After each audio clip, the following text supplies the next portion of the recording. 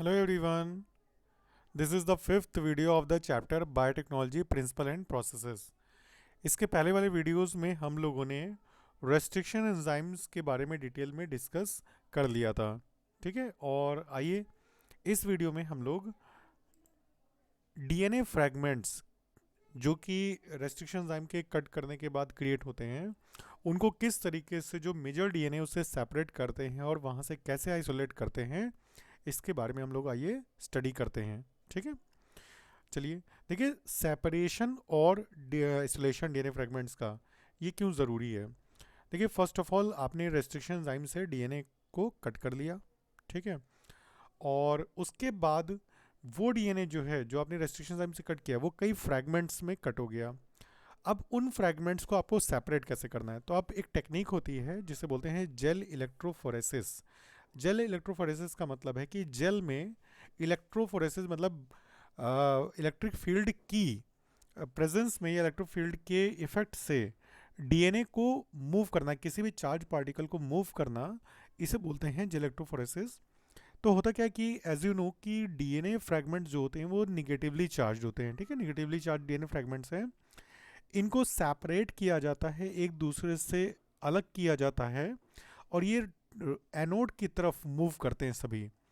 और अपने बेसिस पे, मतलब जो उनका साइज़ है उसके बेसिस पे ये इलेक्ट्रिक फील्ड में मूव करते हैं अक्रॉस जेल में, ठीक है। The DNA fragment separate according to their size और through sieving effect. Sieving effect क्या है कि जो जेल होता है वो जेल पोरस होता है, तो उस जेल में जो डीएनए फ्रैगमेंट्स हैं वो रन करते हैं, तो जेल में चूंकि पोर्स होते हैं, तो उन्हीं पोर्स के थ्रू जो डीएनए फ्रैगमेंट्स हैं वो एनोड की तरफ, पॉजिटिव एनोड की तरफ मूव कर जाते हैं, ठीक है।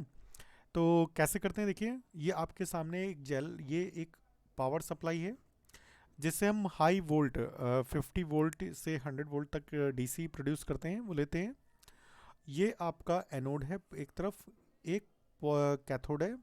ये एक प्लास्टिक का कंटेनर होता है, इसमें बफर भरा होता है जिसे बोलते हैं रनिंग बफर। ये बफर सोल्यूशन है।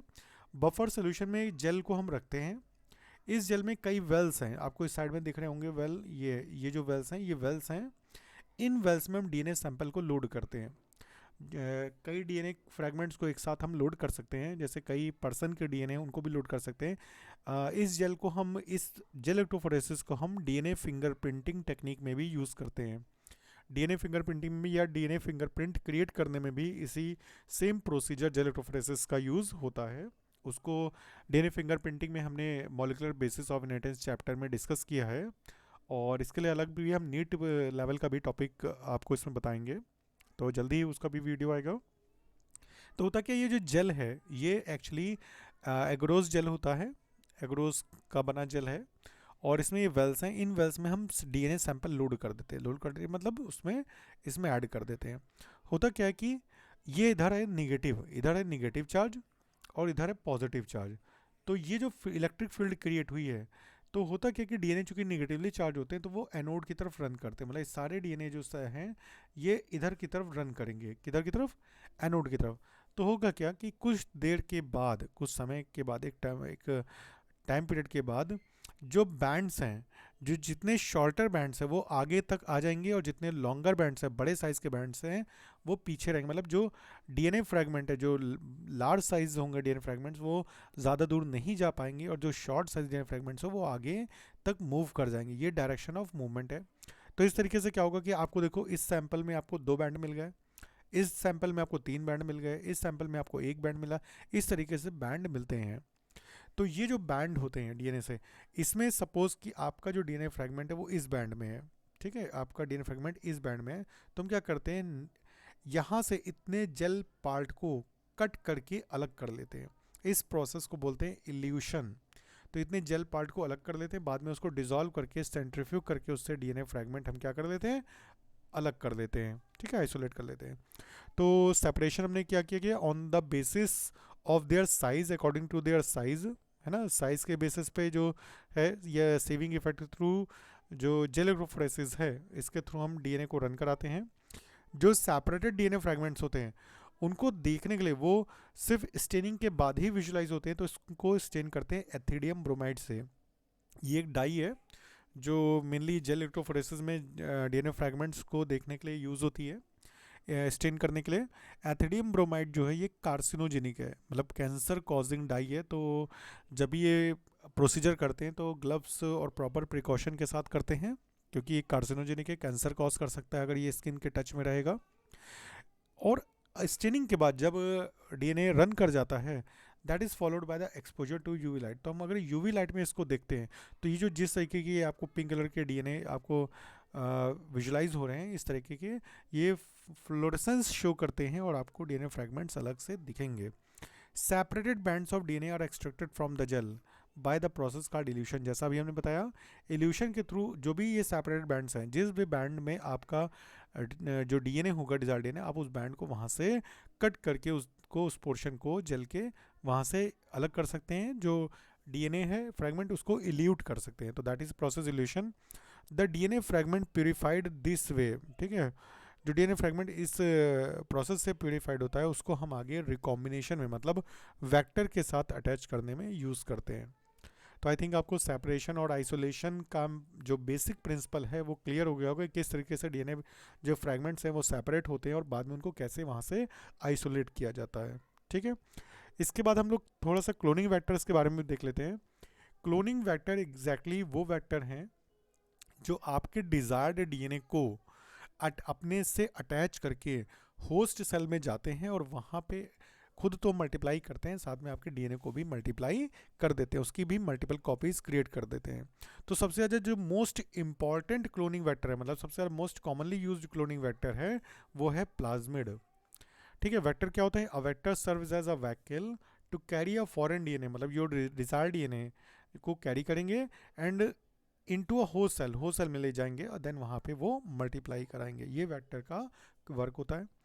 वेक्टर जो है, जो भी वेक्टर है, प्लाज्मिड हो, कॉस्मिड हो, फैज मतलब बैक हो, यैक हो, कुछ भी, उन सब के पास कुछ फीचर्स होने चाहिए। जैसा पहला कि ओराई होना चाहिए, origin of replication. That means origin of replication ये वो स्पेसिफिक सीक्वेंस है जहाँ से डीएनए पॉलीमरेज जो होता है वो डीएनए के रिप्लिकेशन करता है।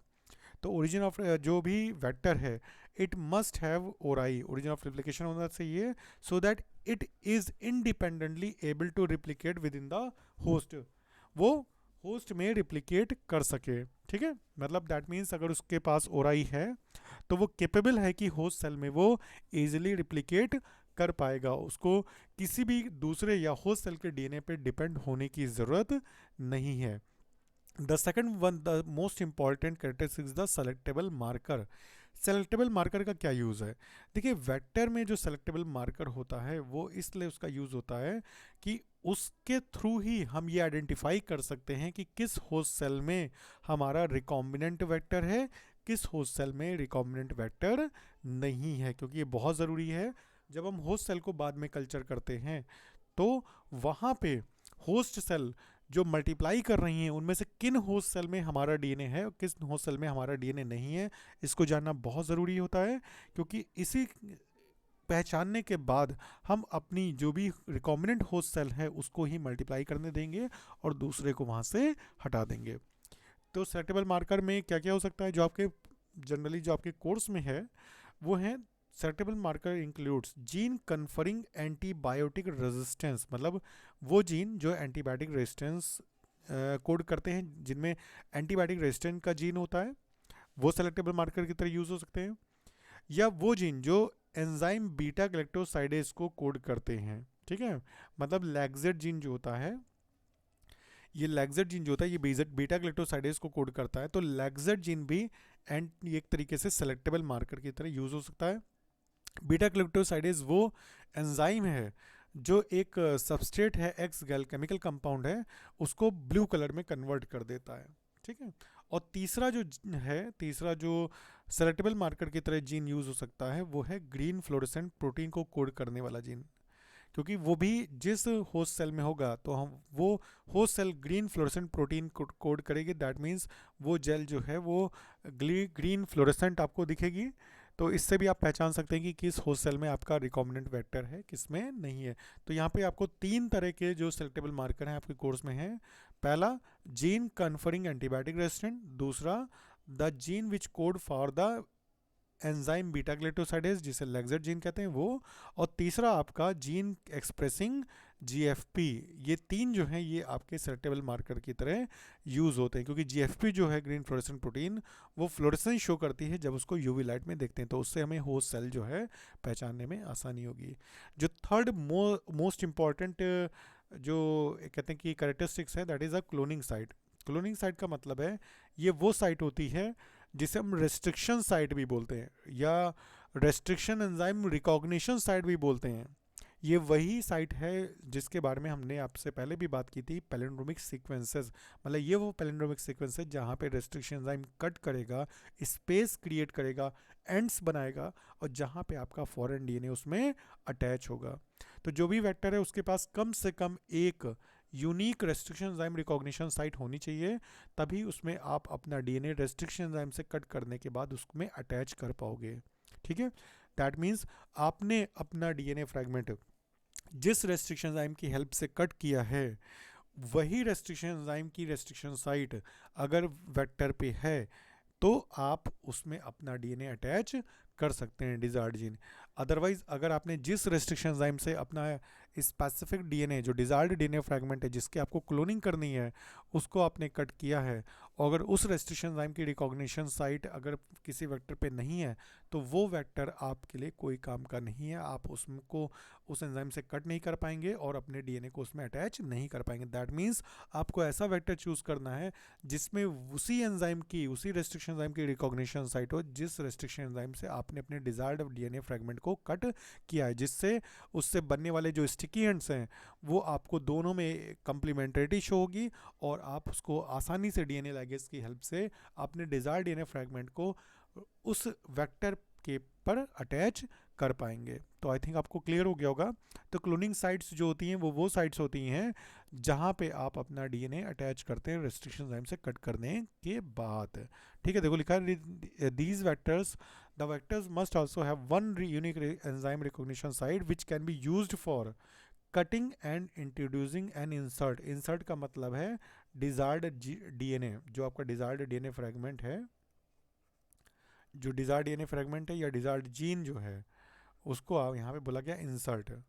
उसको फॉरेन डीएनए भी हम बोलते हैं, ठीक है, उसको जीन ऑफ इंटरेस्ट भी बोलते हैं, है ना, उसको डिजायर्ड डीएनए फ्रैगमेंट बोलते हैं, या इसको जीन ऑफ इंटरेस्ट भी बोल देते हैं क्योंकि इसी को हमें मल्टीप्लाई कराना है। ठीक है, most of the commonly use, ज़्यादातर जो कॉमनली यूज क्लोनिंग वेक्टर्स हैं उनमें एक से ज़्यादा रेस्ट्रिक्शन साइट भी होती है जिसको हम मल्टीपल क्लोनिंग साइट या एमसीएस या पॉलीलिंकर भी बोलते हैं। इससे क्या होता है कि ये जो साइट है ये आपको फ्लेक्सिबिलिटी प्रोवाइड करती हैं in the choice and use of restriction enzyme, कि आप एक से ज़्यादा टाइप के भी रेस्ट्रिक्शन एंजाइम यूज़ कर सकते हैं। ठीक है, जैसे PBr322 के डायग्राम में आपने देखा था। PBr322 अभी हम आपको आगे एक्सप्लेन करेंगे बट इस वीडियो में नहीं, इसके नेक्स्ट वीडियो में हम आपसे प्लाज्मिड के बारे में बात करेंगे। जो प्लाज्मिड सबसे most commonly used cloning vector है उसके स्ट्रक्चर के बारे में, उसके बारे में कि वो क्या फंक्शन करता है और उसके जैसे और दूसरे वेक्टर के बारे में बात करेंगे।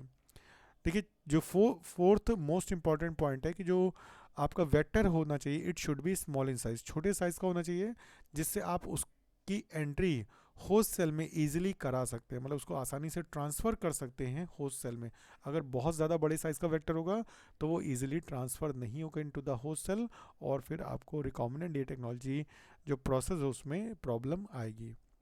तो चलिए इस वीडियो में हम लोग इतनी ही बात करेंगे, और अगर आपको ये वीडियो मतलब अच्छा लगा हो तो आप इसको ज़रूर लाइक करिए और चैनल को सब्सक्राइब करिए, और अपने जितने भी फ्रेंड्स हैं, आपके जितने भी नोन कॉन्टैक्ट्स हैं जो इस समय जो वर्क कर रहे हैं, जो इस समय पढ़ रहे हैं, तैयारी कर रहे हैं किसी भी कंपटीशन की या अपने किसी भी क्लास कोर्स की, तो उनको ज़रूर ये सेंड करिए।